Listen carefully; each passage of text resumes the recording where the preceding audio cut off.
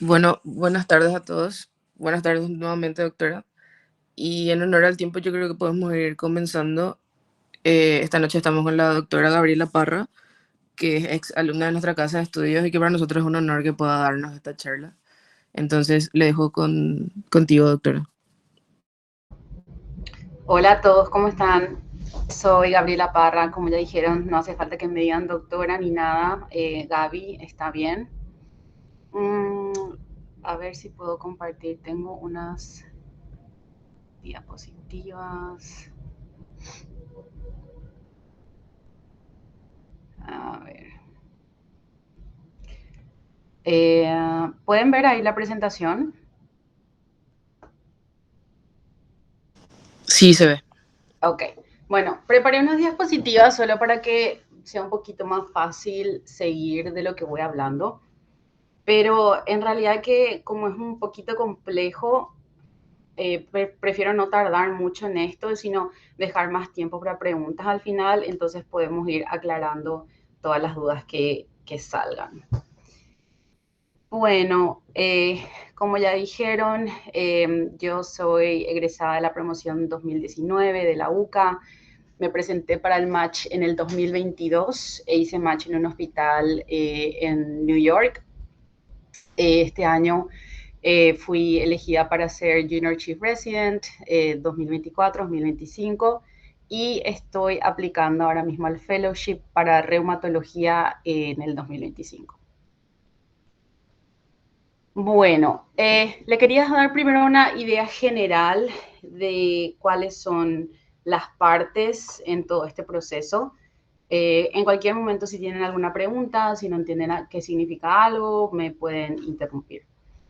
Entonces, así como la idea general es esta más o menos, ¿verdad? Están los USMLE Steps, que hay tres, el Step 1, el Step 2 CK y el Step 3. Después entramos para hablar lo que es el ECFMG Certification. Ya luego viene la parte de la aplicación en sí, que sería en septiembre. Después entramos a la época de las entrevistas, de septiembre a noviembre. Después tenemos el ranking list en febrero del año siguiente y finalmente el match day en marzo. Yo les recomiendo, puedo mandar la presentación para que puedan tener, pero si van haciendo fotos de las diapositivas, entonces después tienen eso para si se les olvida algo. Bueno, el USMLE significa United States Medical Licensing Examination. Básicamente es el examen que todos los médicos en Estados Unidos tienen que rendir para poder ejercer como médicos. Y lo mismo cualquier persona que viene de cualquier país y que quiere ejercer medicina acá, tiene que hacer estos exámenes. Sería como parecido al MIR o a la CONAREM, solo que en vez de ser un solo examen, tiene tres partes. El Step 1, que son ciencias básicas, son biología, anatomía, bioquímica, anatopato, fisiopato, fármaco, un poco de bioestadística y ética.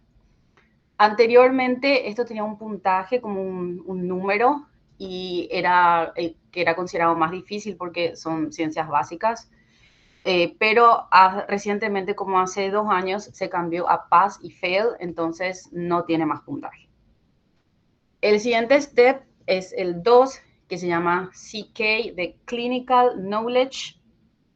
Anteriormente, el step 2 se dividía en dos partes. Uno que era como presencial, como con actores, si es que escucharon alguna vez, donde uno se iba, así como haciendo la entrevista médica, le hacía el examen físico y había un examinador que te observaba al hacer eso, pero eso se suspendió en la época del COVID. Pero por eso se quedó el Step 2 CK con las siglas de CK, porque anteriormente el que era como para ver cómo uno se desenvuelve en una consulta médica se llamaba CS, que significa Clinical Skills, y el que era examen así como escrito, selección múltiple, se llamaba CK, de Clinical Knowledge. Y como su nombre lo dice, es la parte de clínica, ¿verdad? clínica médica, cirugía, pediatría, también tiene un poco de bioestadística y de ética, y ginecología y obstetricia también. Sería como los últimos 3 años de la facultad, más o menos. Después está el Step 3, que es como una combinación de los dos, y son 2 días.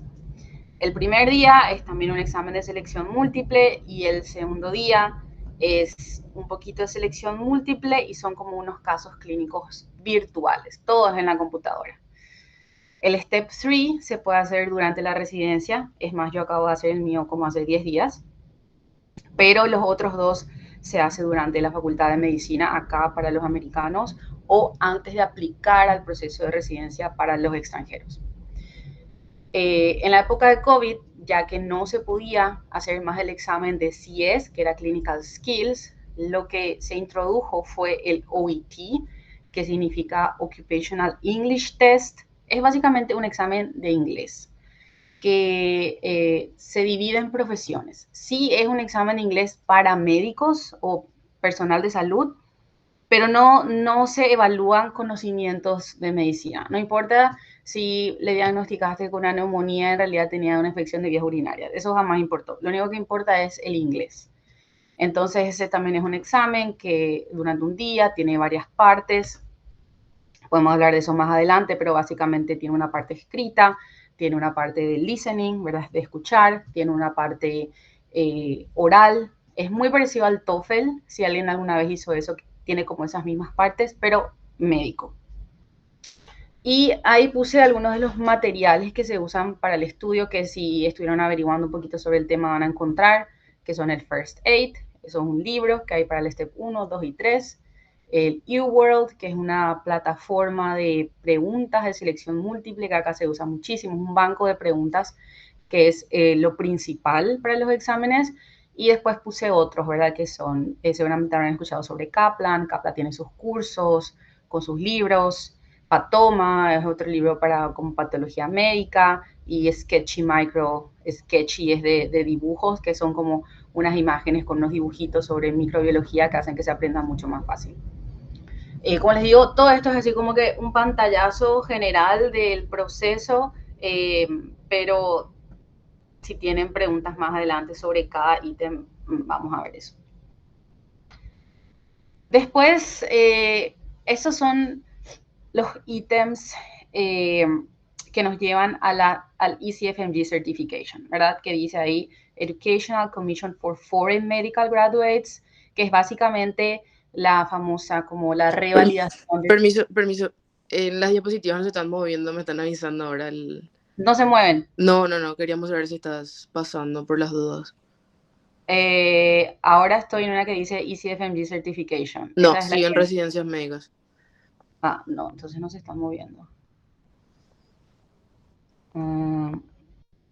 Ahí ven otra.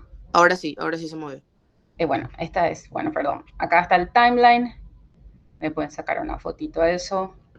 ¿Se movió ahora? No, siguen el mismo.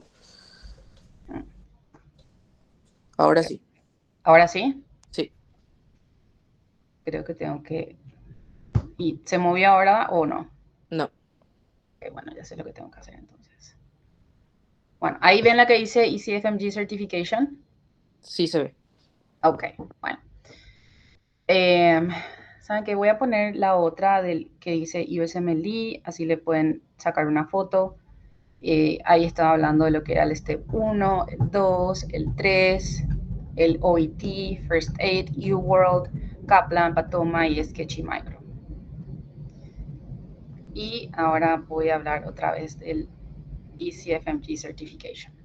Bueno, como ven, ahí solamente dice Step 1 y Step 2, porque el Step 3, como dije, no es necesario hacer antes de aplicar a residencia, entonces esto no forma parte del ECFMG Certification. Son el Step 1, el 2, el OET, que es el examen de inglés, y Pathways dice ahí porque hay como varias opciones para aplicar, porque hay todo tipo de nivel de entrenamiento de diferentes países. el pathway que yo usé y que usa la mayoría de los paraguayos y de los médicos es el 1, que es para la gente que tiene una licencia médica que le permite practicar medicina en su país. Entonces, ustedes cuando terminan la facultad se reciben y tienen la licencia médica y es eso, ¿verdad? Significa que ya tienen registro médico en su país. Y esto es necesario para poder aplicar al proceso del match. Una vez que tengan este certificado, logísticamente hablando, ya están igual que cualquier médico americano, ¿verdad? Entonces, ahí nos vamos a el proceso de aplicación. ¿Cambió el slide ahí? Sí, Gaby. Sí, ok, bueno. Para el proceso de aplicación, esto se hace todo en una plataforma virtual. Y estas son las cosas que se tienen en cuenta. Es como, imagínense sí, una plataforma que tiene varios ítems que tienen que ir subiendo, ¿verdad? Subiendo documentos. Entonces, ahí van a estar los puntajes de sus exámenes. El 1, como ya dije, va a ser solo pass o fail, pero va a estar el puntaje del 2, que tiene un número, ¿verdad?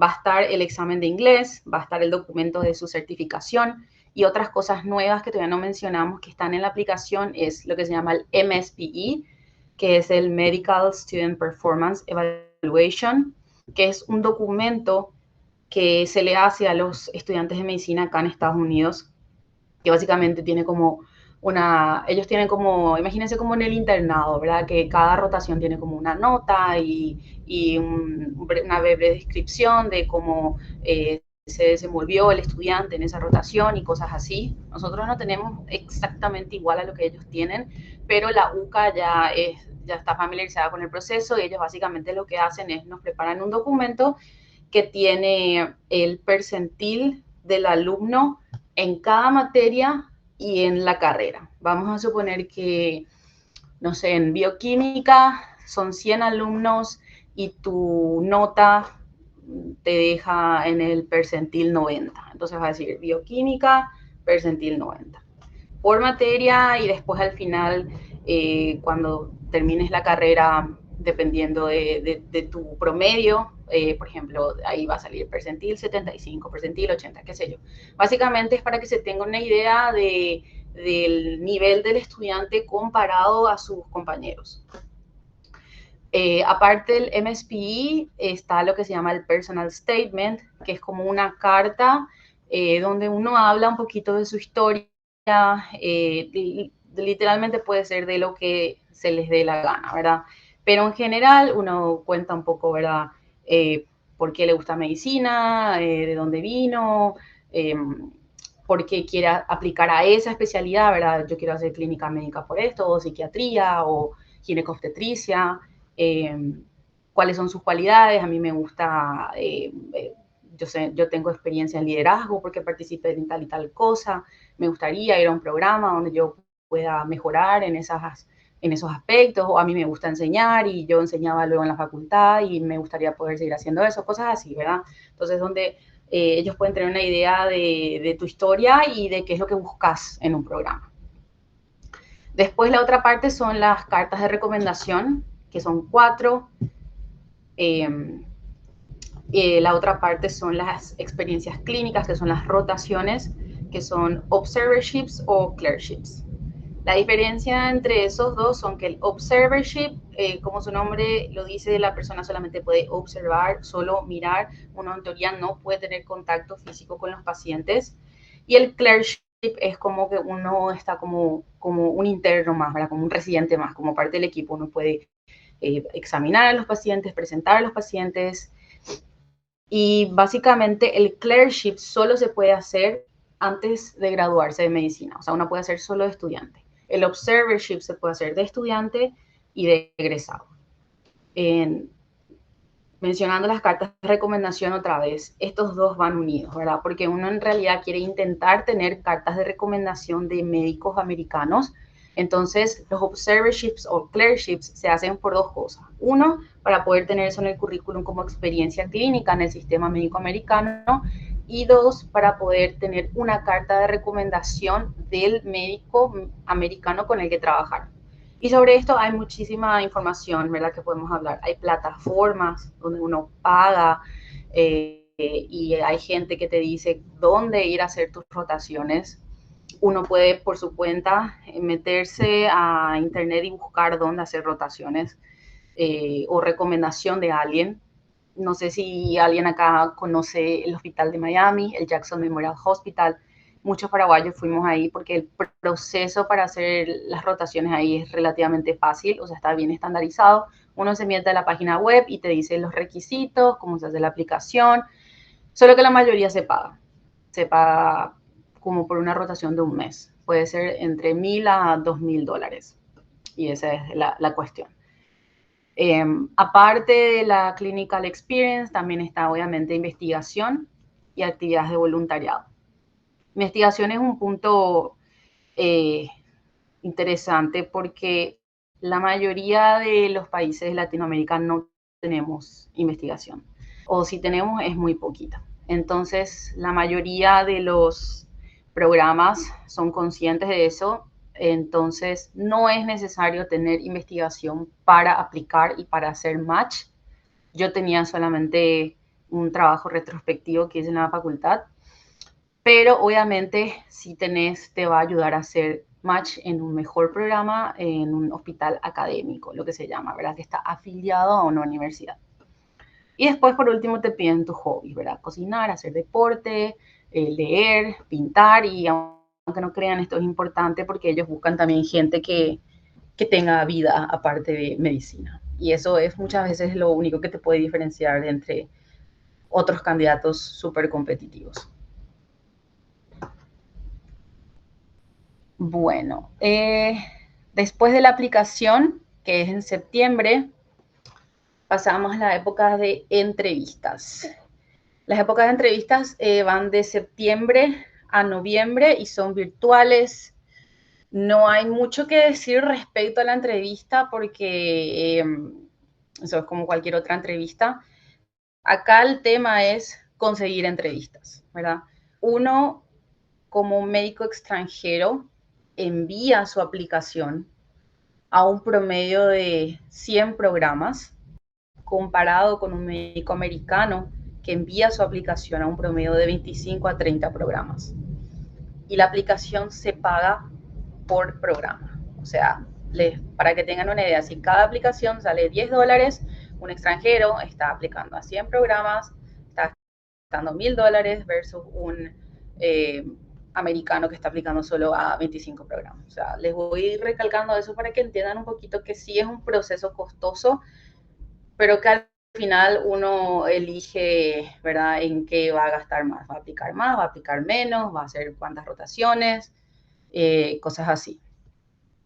El tema de conseguir entrevistas es que obviamente a mayor cantidad de invitaciones de entrevista, mayor posibilidades de hacer match. Hoy en día se recomienda como tener, vamos a llamarle un promedio de 10 a 12 entrevistas para asegurar que uno va a hacer match, pero eso no es así al 100%. En teoría, uno necesita una entrevista para hacer match. Puede darse el caso que uno tenga 2 entrevistas y haga match, como puede darse el caso que uno tenga 15 entrevistas y no haga match. Muy relativo todo, pero en general se habla de idealmente tener como al menos 10 entrevistas. Y después pasamos a lo que se llama el ranking list, que se hace en febrero. Entonces, básicamente uno lo que hace es pone la lista de programas por orden de preferencia. Vamos a suponer que uno tuvo 10 entrevistas. Entonces, uno en su ranking va a poner del 1 al 10 por la que más le gusta a la que menos le gusta. En la plataforma que uno está usando para todo este proceso del match, se va a cargar esa información. Y los programas, al mismo tiempo, están usando la misma plataforma y ellos lo que hacen es cargar la información de aplicantes también por orden de preferencia. Vamos a suponer que ellos entrevistaron a 50 personas. Entonces van a poner número 1, María Pérez, número 2, Jorge Duarte, número 3, fulanito de tal. Ellos van a cargar sus aplicantes por orden de preferencia. Después lo que va a pasar es que la computadora va a hacer un algoritmo, que por eso se llama match. Imagínense como esas dating apps, como no sé, como el match de Tinder o cualquier dating app, donde lo que trata es de hacer que las preferencias de ambos lados sean compatibles. Si yo soy María Pérez y le puse número 1 a un programa en Nueva York que se llama, no sé, New York Health, y este programa les encantó mi aplicación y me ponen a mí de número 1, New York Health pone número 1 a María Pérez, entonces el algoritmo va a decir, a María Pérez le gusta New York Health y a New York Health le gusta María Pérez, entonces vamos a hacer un match y de ahí sale el resultado. Algo que ya dije, pero que quiero recalcar, lo importante es que uno en esa lista puede poner solo los programas que le entrevistaron. Si yo mandé mi aplicación a 100 programas, pero me entrevistaron 5, solamente esos 5 van a estar en la lista. Uno puede dejar de poner programas. Vamos a suponer que de esos 5 a mí uno no me gustó, me pareció, no sé, muy desorganizado, la gente mala onda, entonces yo no le voy a poner solo 4. Pero uno no puede poner a alguien que no le entrevistó. Finalmente, lo último es el match en marzo. Y es como una semana, en el sentido de que un lunes te llega un email que dice si hiciste match sí o no. Y el viernes te llega otro email que te dice dónde hiciste match, en qué programa. Y si se preguntan como por qué no te dicen ya todo el mismo día, es porque después del lunes, la gente que no hizo match entra en algo que se llama el SOAP, que son Supplemental Offers. Básicamente son los puestos que quedaron vacíos después del algoritmo del match. Entonces, si uno le llega un email el lunes que le dice no hiciste match, todavía tiene posibilidades de buscar entre las opciones libres algún programa donde pueda hacer match. Y eso no es que dura solo una semana, sino que durante una semana se utiliza cierta plataforma para hacer eso, pero en realidad esto es en marzo, la residencia empieza en julio. Uno tiene hasta el 30 de junio para encontrar un trabajo siempre y cuando esté listo para empezar la residencia en julio, ¿verdad? O sea, uno puede mandar emails a los programas, hay siempre gente, a veces se abren nuevos lugares en programas o hay alguien que se cambió de programa, cosas así, se liberan lugares, entonces uno existe la posibilidad de que encuentre todavía lugar. ¿Es difícil? Sí, muy difícil, pero se puede. Bueno, después nada, estas son algunas fotitos que les puse de mi residencia. Mi hospital se llama el Hospital de Elmhurst, que está afiliado a Mount Sinai de Nueva York. Yo tuve una experiencia espectacular con la gente acá. Es muy diverso, hay gente de todos los países, gente que habla español, gente que habla portugués, ruso, serbio, de todo. Entonces uno como que no se siente como el único extranjero. Eso es algo muy positivo de Nueva York en general. Bueno, y después les puse esto como información de contacto. Les puse el Instagram porque yo ahí generalmente suelo compartir información, así como les estoy hablando ahora, a veces preguntas que me hace la gente. Porque para serles sinceros me cuesta un poco si me escriben de a uno porque no puedo como que dar la misma información muchas veces por falta de tiempo. Entonces es mejor que me sigan ahí, entonces como que si yo comparto algo, está para todos al mismo tiempo. Y en esta parte que dice otros de Instagram, yo les recomiendo 100% que les sigan a estas personas. Son brasileros que se dedican a compartir información actualizada, organizada sobre el match, el USMLE, o sea, son cuentas que dedican a eso. Y cuando yo me estaba presentando al match no había, esto como que empezó a surgir más después del COVID. Y lastimosamente paraguayos, así como que se dediquen 100% a cuentas para compartir información, no sé. Entonces yo por eso en general recomiendo a esta gente de Brasil. Y abajo les puse un plus que se llama Meta Analysis Academy. Es un brasilero también que estudió en Harvard, que abrió como un curso de metaanálisis, que es un tipo de investigación que te enseña a hacer eso de forma súper fácil, que yo me arrepiento de no haber hecho ya cuando estaba en la facultad, porque como les dije, si bien no es necesario tener investigación, ayuda muchísimo. Entonces ahora si tienen tiempo, yo les recomendaría que le sigan y lean, se informen un poquito, ¿verdad?, de las opciones del curso. Bueno, voy a salir un rato de esto. Entonces, podemos pasar a preguntas, si es que alguien tiene preguntas.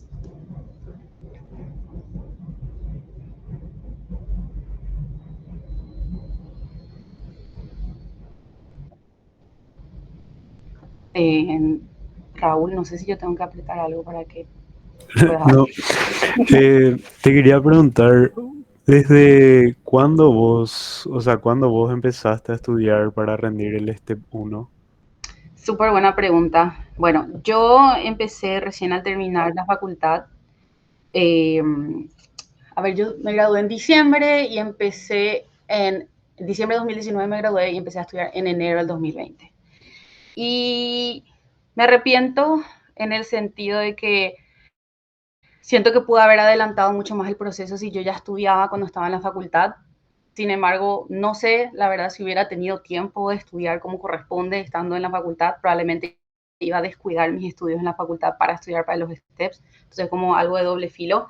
Pero sí, si me hablas en general de tiempo, normalmente yo le daría un promedio entre 6 a 9 meses. Hoy en día más 6 que 9 porque el Step 1 se volvió pass-fail, entonces el puntaje en sí no es más tan importante para el Step 1, pero sí es para el Step 2 y tus conocimientos del Step 1 te sirven para el Step 2. Yo no recomendaría que se tome el Step 1 a la ligera.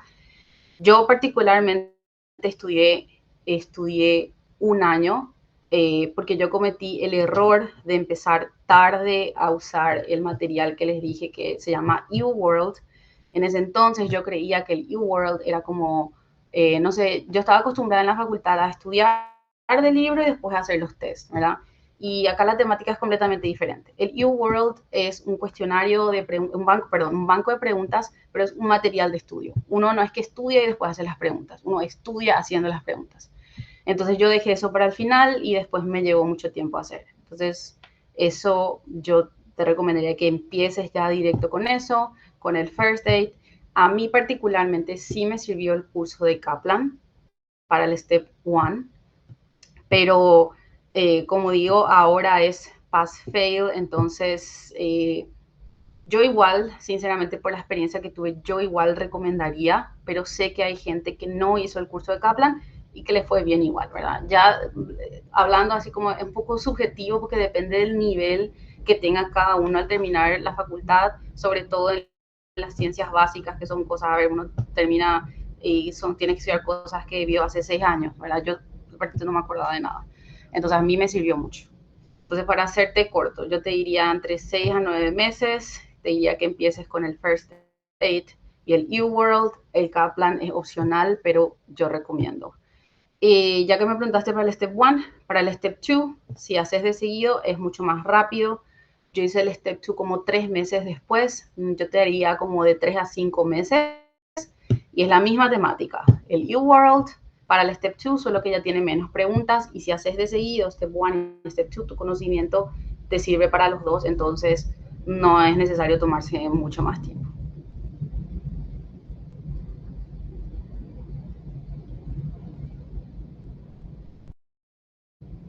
Hay preguntas en el chat.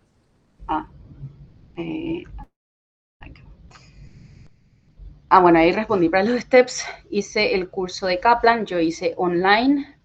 Para el observership, ¿cuánto se gasta en total? Depende, como decís, de la estadía y todo eso. Yo hice el observership en la Universidad de Miami. En ese entonces me pedían $1,000 al mes. Yo hice 2 meses, o sea, solamente en el observer se me fue $2,000. La estadía de Miami era bastante caro, o sea, yo aparte hice en enero y febrero porque hice en las vacaciones de la facultad, en ese entonces no nos daban permiso, yo no sé si eso cambió ahora en la UCA, pero tuve que hacer mis vacaciones. La estadía en Miami me costó al mes como, yo creo que habrá sido como $2.500, más o menos. O sea, vamos a decir que en estadía vamos a poner 4.000 y los observes cada uno 1.000, pero esto es demasiado relativo. O sea, podés conseguirte también una pieza en un Airbnb si querés en Miami por, no sé, $800, o tenés una tía, tenés un primo, mejor, alguien con quien quedarte. Pero yo me habría gastado como por lo menos $5.000 o un poco más y todo. El hospital no te pide nada, en el sentido que no te pide materiales o que te compres bata o cosas así. El costo es como acceso al hospital, ¿verdad? Pero materiales en sí no tenés que comprar aparte. Para el Step 2, yo usé principalmente el U-World. No me gustó el First Aid para el Step 2, me gustó mucho más para el Step 1. Yo estudié 3 meses, hice como el 80% del U-World. Normalmente hay que terminar, o sea, hacer 100%. A mí no me dio el tiempo porque me retrasé mucho con el Step 1, como les conté, entonces ya tenía que aplicar. Entonces hice con el 80% del U-World, pero acababa de hacer el Step 1. Entonces yo creo que eso me sirvió mucho. El Observership enfocado en la especialidad que uno quiere aplicar, idealmente sí, porque como dije, de ahí van a salir las cartas de recomendación, ¿verdad? Hablando de especialidades, obviamente las especialidades troncales, como en cualquier país del mundo, son más fáciles, ¿verdad? Medicina interna, pediatría. Psiquiatría también es relativamente fácil. Otras especialidades como cirugía, dermatología, otorrino, oftalmología, son extremadamente competitivas, como en todos lados de nuevo. De paraguayos, hay gente en medicina interna, en psiquiatría, en cirugía hay una de la UCA también. Hay en ginecobstetricia hay también otro paraguayo. Esas son las especialidades de las que estamos acá. Yo en Miami hice un mes de medicina interna e hice un mes de reumatología porque yo ya sabía que yo quería hacer reumatología después como subespecialidad. Y ya que mencionó eso, una vez que uno entra a la residencia, el fellowship o la subespecialidad ya es mucho más fácil. Obviamente hay otra vez opciones más competitivas como cardiología, hematoncología, gastroenterología, y otras un poco menos competitivas como nefrología, endocrinología, reumatología, pero ya cuando uno está dentro del sistema es mucho más fácil abrirse camino porque ya tenés mentores, gente que te ayuda con el research, con el networking, entonces generalmente no suelen haber problemas para hacer match en el fellow una vez que uno ya está en residencia. ¿Se puede elegir dónde hacer el observership? Sí, totalmente. O sea, vos sos la que va a elegir dónde hacer. Las plataformas que te digo son gente que ofrece el servicio de como que de facilitarte las opciones. Por ejemplo, vos decís, yo quiero hacer en Miami porque tengo una tía que vive ahí y yo me puedo quedar con ella. Entonces, te dan las opciones disponibles en Miami. Pero como te digo, vos podés meterte a internet y buscar por tu cuenta y aplicar a cualquier lugar que tenga la posibilidad de observership y ya, eso no debería ser un problema. La visa, bueno, eso es súper importante. La visa hay J o H. La visa J es como que uno se compromete a volver a su país. Entonces, con la visa J te dan 7 años de tiempo para terminar tu entrenamiento, incluyendo residencia y el fellowship, y después tenés dos opciones. O volvés a tu país por un mínimo de al menos 2 años, o haces lo que se llama el waiver, es irte a trabajar como a un área de como que vulnerable, así como una rural por 3 años. Yo tengo la J, yo tengo que hacer el waiver. La H es una visa que te da la facilidad de no tener que hacer el waiver. Como dice Sofía, la diferencia es que necesitas tener el step 3 hecho para aplicar a la H. En segundo lugar, antes de aplicar, ¿verdad? En segundo lugar, la H es un poco más difícil de conseguir porque menos programas ofrecen la visa H, menos fellowships ofrecen la visa H, lo que limita un poco las opciones, ¿verdad?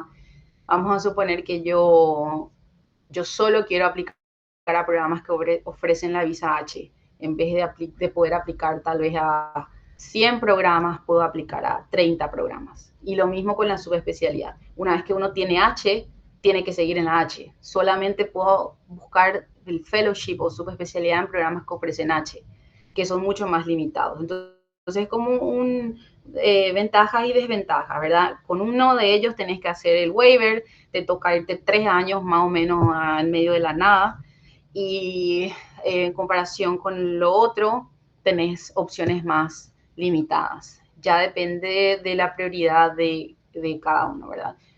Yo te diría que si estás segura de que no querés hacer ningún fellowship y sobre todo ninguno competitivo, vayas por la H, porque sinceramente es mucho problema inmigratorio, la J, el tema de tener que hacer el waiver, hay que renovar, hay que ir a Paraguay a renovar la visa cada año, te limita bastante eso, pero si querés hacer fellowship, puedes tener ventajas con la J.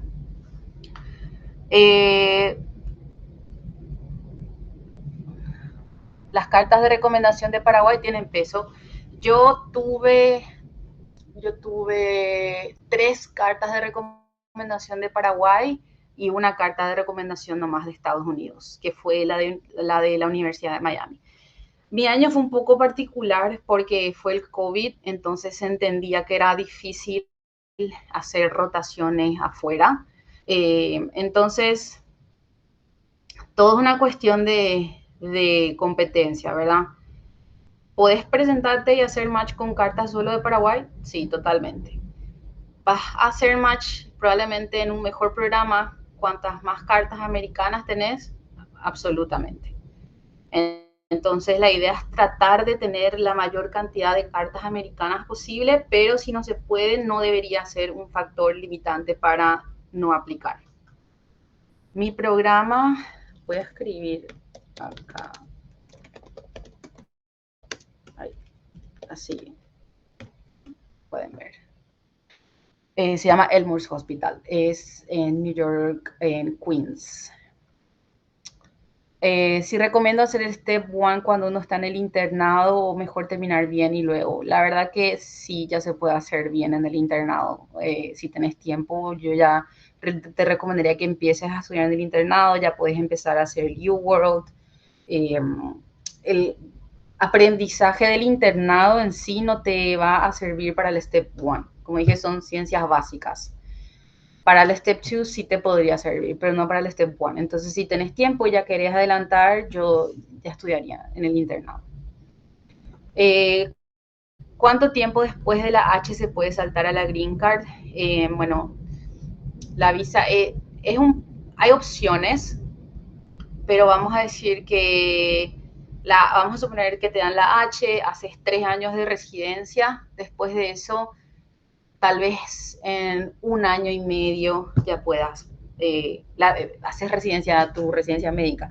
Tal vez como en 1 año y medio ya puedas tener la residencia americana. O sea, es bastante rápido. Hay opciones como varias, por ejemplo, puedes solicitar la H por investigación o puedes solicitar la H, la verdad que no me acuerdo de las opciones ahora porque yo no tengo esa visa, pero sé que hay como que diferentes caminos otra vez para pasar de la H a la residencia, pero en general es algo que lleva 1 año y medio a 2 años.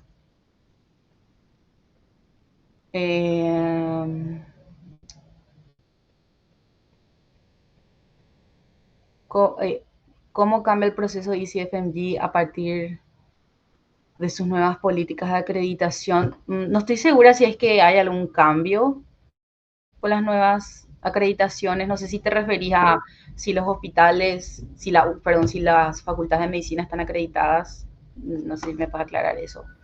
Sí, ¿Cómo? Perdón, sí. perdón yo. Justamente eso, que estaba entrando la página ECFMG y que a partir de ahora van a avalar que la Federación Mundial de Escuelas de Medicina sea la que acredite tu programa nacional de acreditación. Y eso va a permitir que vos puedas acreditarte con la ECFMG, o sea que puedas inscribirte realmente a eso. ¿Desde tu facultad? No, cambiaron el sistema. Viste que antes tenías que irte al directorio de escuelas de medicina para ver si es que tenían el sponsor note.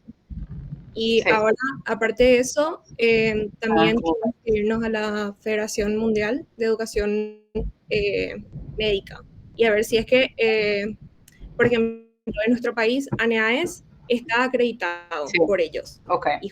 Y justamente no. Entonces, eso quería ver si es que afecta.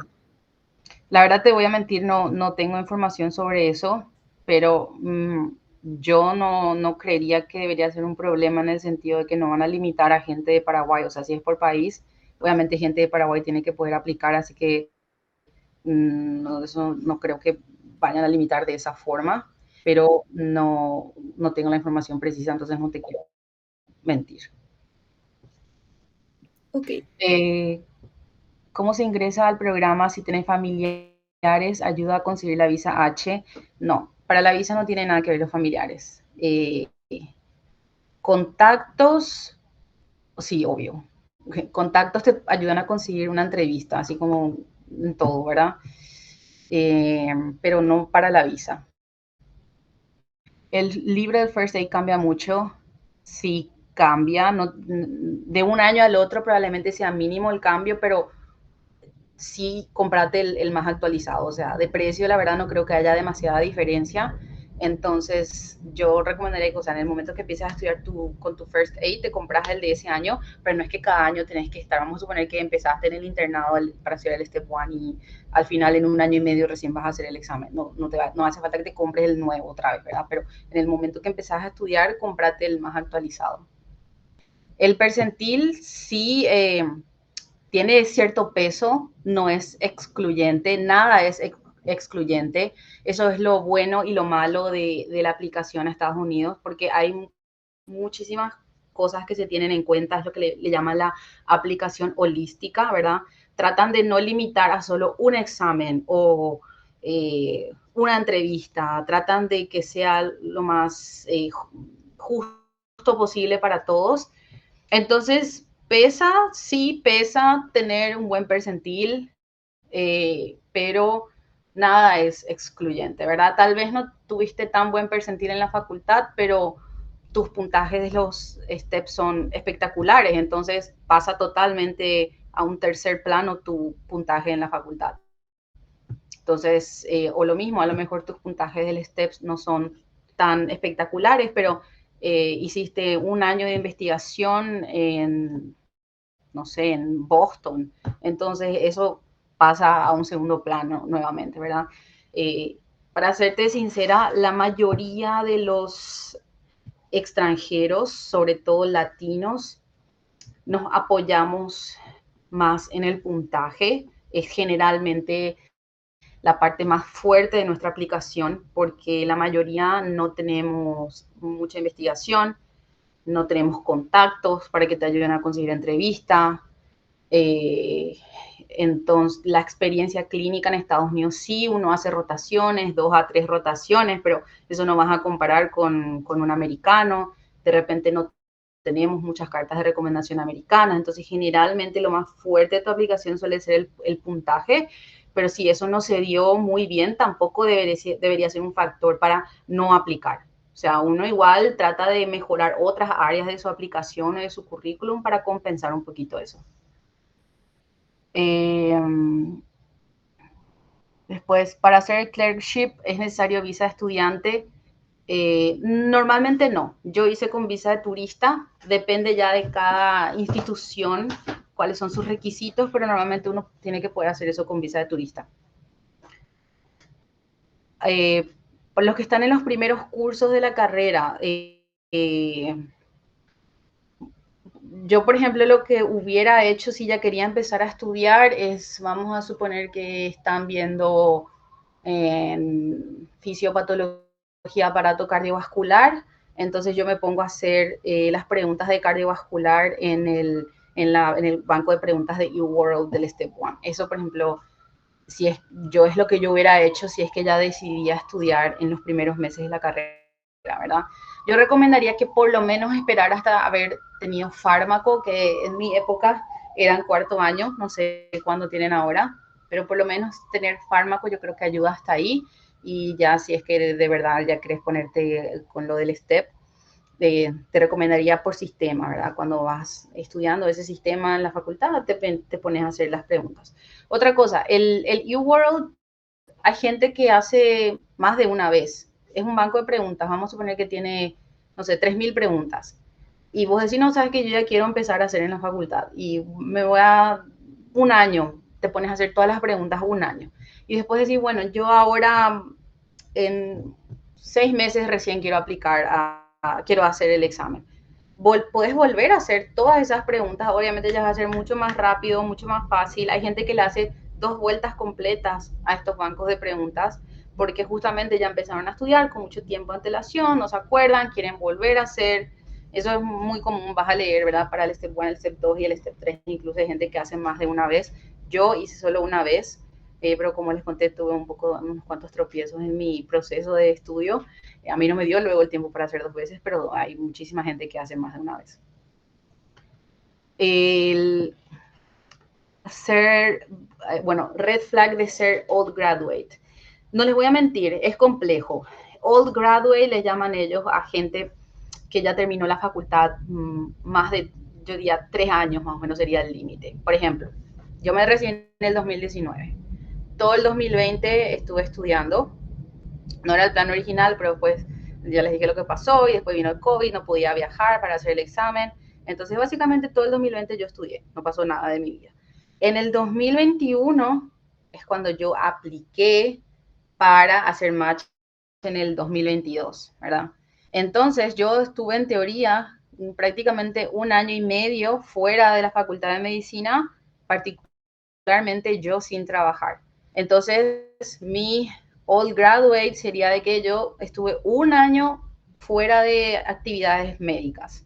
Y me preguntaron bastante en las entrevistas, y eso que es corto tiempo o el tiempo promedio para la mayoría de los extranjeros, ¿verdad? Yo diría más bien que fijarse en cuántos años uno ya hace que uno terminó la facultad, es qué hiciste en esos años. Hay mucha gente que termina la residencia incluso en su país y después viene a hacer la residencia en Estados Unidos, ya sea en ese momento no podía venir, no tenía dinero, tenía familia, tenía otras cosas, y hacen match, sí, totalmente. ¿Por qué? Porque se entiende, ¿verdad? Uno, no es que uno estuvo en la casa encerrado 3 años sin hacer nada, no, hizo una residencia y viene y quiere volver a hacer, ¿verdad? Ahora, obviamente, si ya hace 10 años que te recibiste de médicos, aunque hayas trabajado esos 10 años, ¿se vuelve un poco más difícil? Sí, claro que sí. O sea, hay programas que, o sea, la mayoría prefiere como graduados recientes o que trabajaron pero más poco tiempo. ¿Va a ser imposible hacer match? No, de nuevo no. Nada, yo diría que ningún factor es completamente excluyente. Los requisitos para hacer el clerkship, de nuevo, depende de la institución. Te voy a hablar de lo que yo hice en la Universidad de Miami, que fue un observership. Por ejemplo, me pedían mi currículum, un ensayo, así como un personal statement de por qué quería ir a rotar ahí, una carta de recomendación, no me acuerdo si era 1 o 2, para ser sincera, pero por ejemplo, 1 o 2, que en ese momento yo creo que le pedí a la doctora mayor y parece que fue al doctor Amadito de clínica médica, no me acuerdo. Y después te hacen como una entrevista, o sea, por ejemplo, Universidad de Miami tiene un representante en cada país. En esa época era el doctor Adrián Ebner, es paraguayo, era el representante del programa de Harrington, programa de University of Miami en Paraguay, y él me hizo una entrevista por teléfono. Y después como que uno manda eso, es como una aplicación y ellos te responden si te aceptan o no. Y más o menos eso sería cada programa. Hay algunos que, y una prueba de que hablo inglés. Y ahí te daban dos opciones. Si ya hiciste alguno de los steps del USMLE, eso ya era suficiente, obviamente. Y si no hiciste, te pedían el TOEFL. En mi caso, yo hice el Observer cuando estaba en la facultad todavía, entonces no tenía los steps, entonces me tocó hacer el TOEFL. Pero eso varía con cada institución. ¿Qué tan red flag es hacer puntaje alto en el step 2 y no tan bueno en el step 3 antes de aplicar al match? No es red flag. Sinceramente, el puntaje del step 3 a la mayoría no le importa. Tal vez te pueda ayudar un buen puntaje del step 3 en tu aplicación, sí, pero va a bajarte la calidad de tu aplicación, no. Entonces, de los tres, el que menos mira a la gente es el del Step 3 porque, como les dije, es un examen diseñado para tomar en la residencia. Y en la residencia no hay tiempo para estudiar, o sea, para el STEP, ¿verdad? Yo trabajo 80 horas por semana y tengo que llegar a mi casa a hacer preguntas sobre pediatría, siendo que yo estoy en la residencia de clínica médica. No, ¿verdad? Entonces, como que todos estamos en esa situación y el puntaje de los STEPs es de nuevo un percentil. O sea, no es que hay 300 preguntas y si vos hiciste 280 correctas de 300, ese es tu puntaje. Es la cantidad de preguntas correctas comparados con los demás.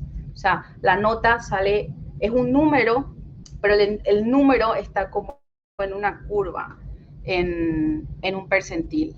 A ver, creo que... Segundo, yo tengo acá... Entonces le puedo mostrar para que tengan idea. Entonces depende básicamente tienen en cuenta cómo están respondiendo todas las personas que están haciendo el examen en ese momento, en ese mes, en ese año. Entonces, es un poco más generoso, no es así como que, a ver si yo creo que les puedo compartir acá.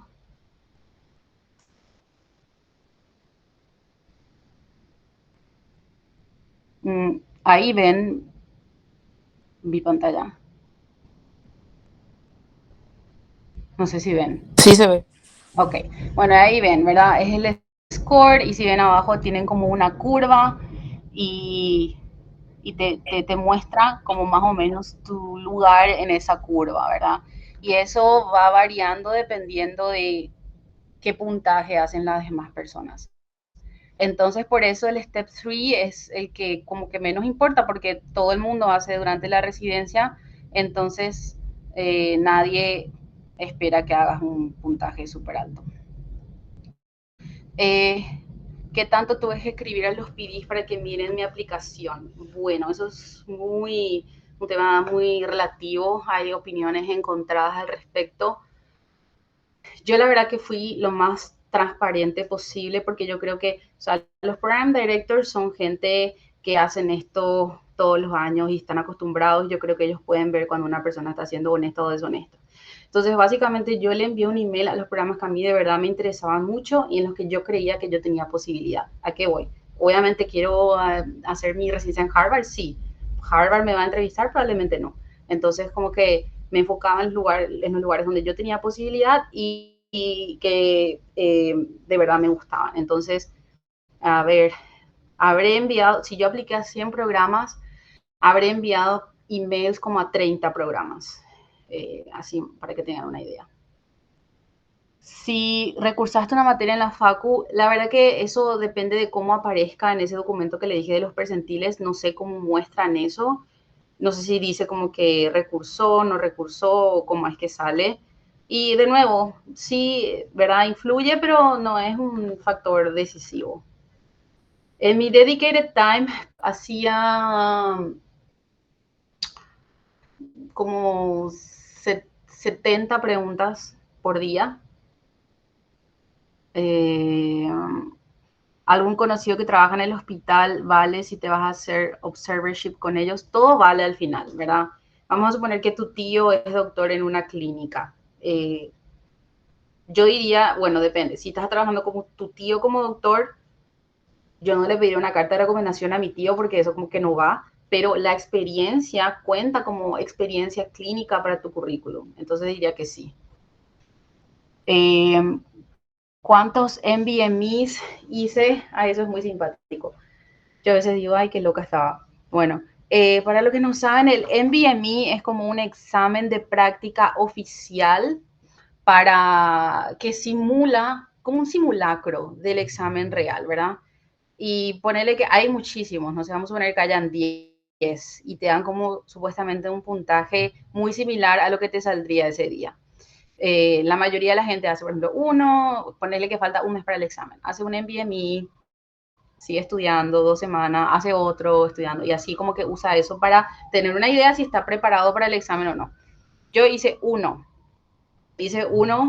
antes de empezar el U-World, cuando yo creía que yo ya había estudiado mi curso de Kaplan de meses y no pasé el NBME y eso fue muy traumatizante y muy dramático y todo mal y yo creí que yo no iba a pasar.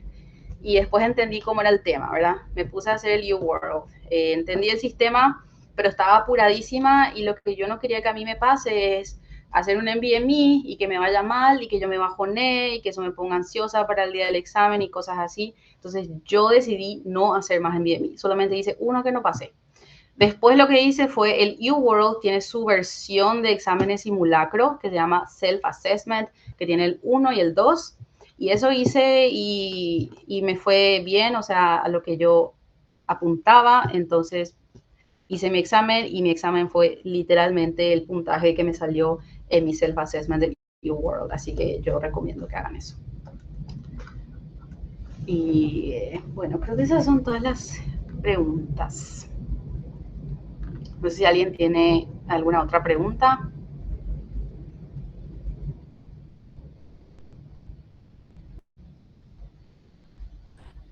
Creo que no.